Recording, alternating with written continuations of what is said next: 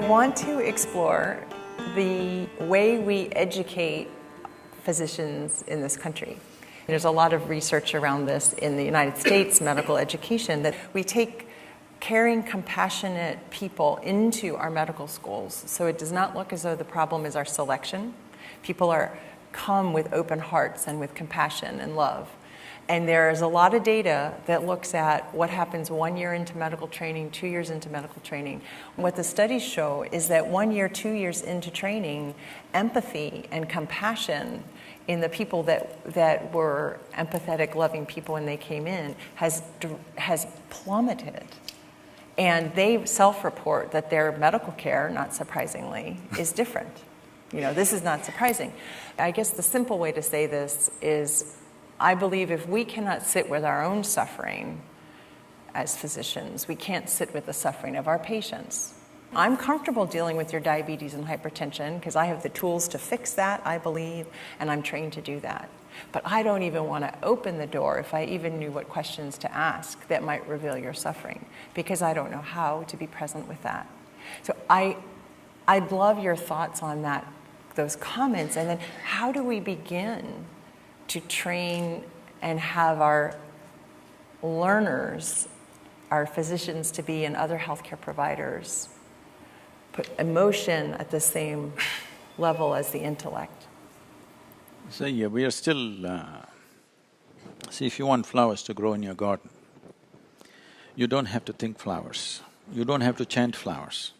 You just have to think of soil, manure, water, sunlight. Nothing to do with flowers. If you handle filth well, flowers will happen. Oh, that's good. If you handle filth well, flowers will happen. Write that down.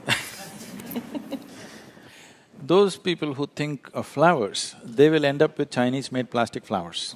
Yes. They will not have flowers. So we're again thinking of empathy, compassion, love. These are all consequences of a human being in a certain way. We are trying… see, the whole approach of the intellect is go for the fruit, goal-oriented. No, not the fruit, the root. You nurture the root, fruit will happen. Fruit is a consequence. You're shooting for the consequence without being interested in the cause. That's not going to produce long-term results. Then this is what you will end up with, something that'll work short-term, and then that itself becomes a huge problem.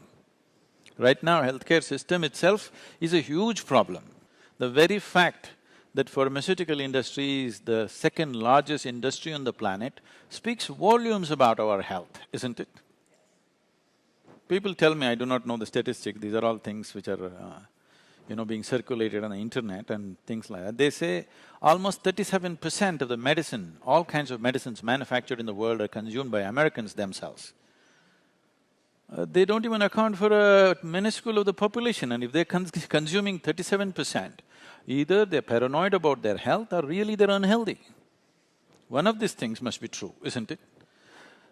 So, we need to look at this. If you want this to enter the medical school, one simple way is, if the medical school can start in some way, we can prescribe a method with which first, one who wants to touch somebody else's body should make some effort to know about his own. Something very simple, need not be like you're not going to spend 12 years in meditation. I'm sure that's not practical for you. But I'm saying at least 12 days. 12 days, everybody can give, isn't it? Totally focused on the inward happenings of what's happening. I can do a simple experiment for you. Are you okay? If I treat you as a subject in an experiment? See, just the hands, okay? Keep all the 5 fingers together, place it gently upon your thigh. With your eyes closed, you will inhale and exhale slightly deeper than normal. All of you, most of you are medical professionals, so you know much more about these things than me. But I want you to just notice how the air fills up into your lungs, or in other words, where is the maximum expansion and contraction. As you're doing this, I will say switch. When I say switch, without breaking the rhythm of your breathing, just turn these hands over. For those of you who cannot see I'm raising this, you don't have to raise this. Upon your thigh, just turn your hand over and continue to breathe. And once again when I say switch, get back. In these two conditions of the hand or the positions of the hand, something about your breath will change. I want you to notice what it is. If you want to notice it, that what is needed is your spine should be erect, eyes should be closed, and you must be focused on the breath. If you do these three things, you will distinctly notice this. All the 5 fingers should be together. Just breathe slightly deeper than normal. Inhalation, exhalation slightly deeper than normal, all 5 fingers together.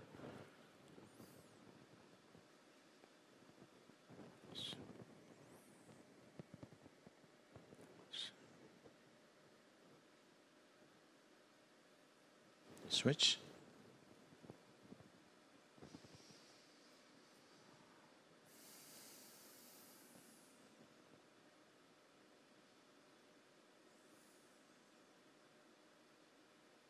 Switch again.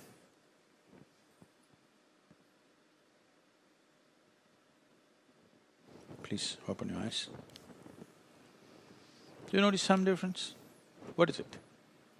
If you hold it this way, the maximum expansion and contraction happens in the lower lobe of the lung, so you will notice it in the diaphragm region.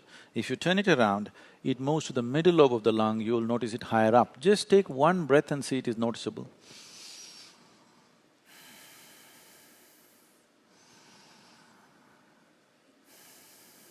Is it so? So something so simple, most human beings will not take these things into account. So just if you turn your hand around, the very way you breathe alters itself. It's not just the breath. The very way the fundamental life energies function in this body alters itself simply because you turned your hand around. How many times in a day, unconsciously, are you doing this and hoping to be peaceful? It doesn't work like that.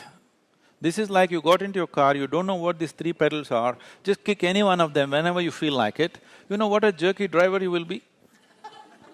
That's what has happened to human beings. It is not that people do not know peace, health, love, joy, they know all these things, but it's jerky, it's not sustainable, isn't it?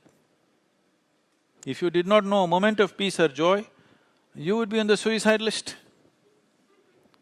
You know peace, you know love, only problem is you can't hold on to it, isn't it? That's because this is a chemical soup. If I give the same ingredients to all of you, soup ingredients to all of you, and each one of you make the soup, you will have still 100 varieties of soups, isn't it? The same ingredients, yes or no? Each home it tastes different, just the way you make it.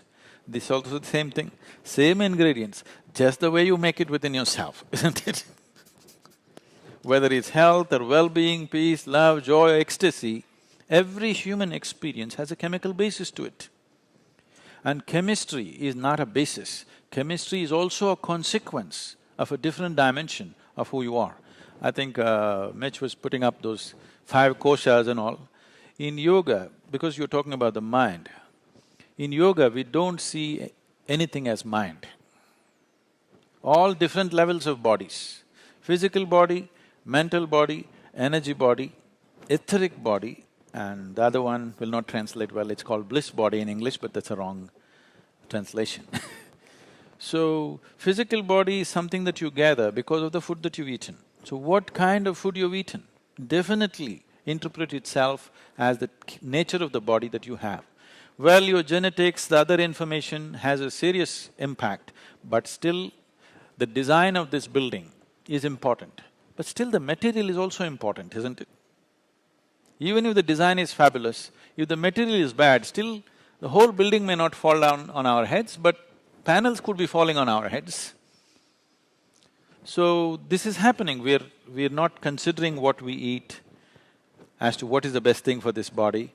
So food, the next thing is mental body. There is a whole intelligence, there's a network of intelligence across this. When we say mind, what are we referring to? A certain level of memory and a certain level of ability to use that memory in the form of intelligence, isn't it? You tell me if you, all of you being doctors, you know this very well. A single cell, what it is doing, it can freak your mind. It is doing that many things, isn't it? There's no question about that. And your single cell, what it remembers, it can freak your mind once again. See, do you remember 10 generations ago, how your grandmother looked? No. You have no memory of that. Your body remembers. Your grandmother's nose is still sitting on your face because your body remembers. How your forefathers looked a million years ago, it still remembers, isn't it? Now, if I have to speak, I am sitting like this because I have no such thing as thought in my mind. It's very difficult for you to understand this, that's why they diagnose me as dead. Because I think with my body, I function with my body, not just with one part. So whole process of life is right now being subjected to thought, and people are stressful because what should happen on different levels of your system is all being done in one place. If it's all done in one place, just living. Most people are only taking care of their survival, earning a living, reproducing and dying one day. For that they freaked out. They're not handling some galaxies, just their lives.